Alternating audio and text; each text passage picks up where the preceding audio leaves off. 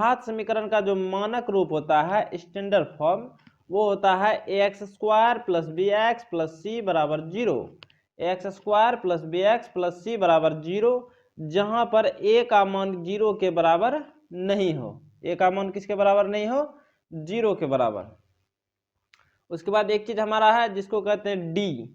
D को विवेचक कहा जाता है या इसको विविक्त कर कहा जाता है। ठीक है, डी को या तो विवेचक कहेंगे या विविक्त कर। और डी निकालने का हमारा फॉर्मूला होता है b² माइनस 4ac। डी बराबर क्या होता है? b² minus 4ac। थोड़ा सा इसको जो है छोटा कर देते हैं। अगला हमारा टॉपिक बिंदु है, यदि d का मान 0 से बड़ा हो, ठीक है, d का मान अगर 0 से बड़ा होता है तो मूल जो निकलेगा वह वास्तविक होगा और असमान होगा। मूल क्या होगा? वास्तविक और असमान। उसके बाद यदि d 0 के बराबर हो, किसके बराबर हो? 0 के बराबर, तो मूल वास्तविक होगा और समान होगा। याद रखिएगा, जहां पर सवाल में आएगा वहां पर हम पूछेंगे कि d बराबर 0 होगा तो मूल वास्तविक तथा समान होगा।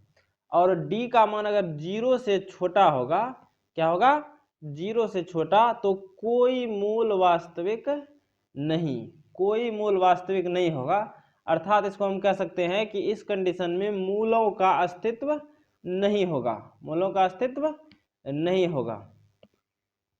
उसके बाद एक और यहाँ पर कंडीशन से आता है कि मूलों का योगफल। मान लीजिए दो मूल है किसी द्विघात समीकरण का, अल्फा और बीटा, इसका योगफल निकालने का सूत्र होता है -b/a।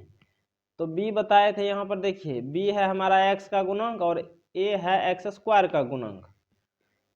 उसके बाद मूलों का जो गुणनफल यानी अल्फा इंटू बीटा होगा वह c/a। c होता है चर पद और a होता है x² का गुणांक।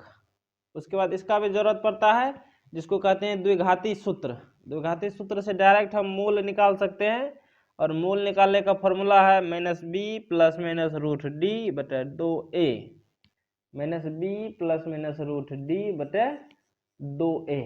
अब देखते हैं अपना प्रश्न संख्या पहला।